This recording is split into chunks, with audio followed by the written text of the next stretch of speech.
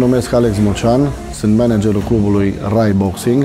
Împreună cu domnul Daniel Raita, domnul Michi Poe și domnul Vasile Mocean am reușit să înființăm acest club de box, scopul nostru fiind să aducem performanțe cât mai înalte în lumea boxului clujan. Mă numesc Victor Lupo, sunt antrenorul clubului de box Rai Boxing și susțin boxul clujan. Haideți cât mai mult pentru susținerea boxului clujan.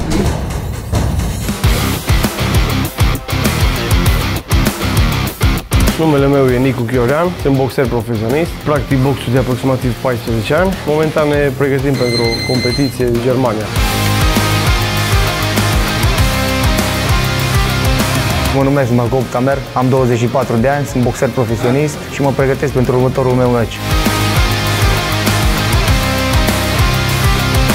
Sunt Elisei, practic boxul de 7 ani, mă pregătesc pentru campionatul european.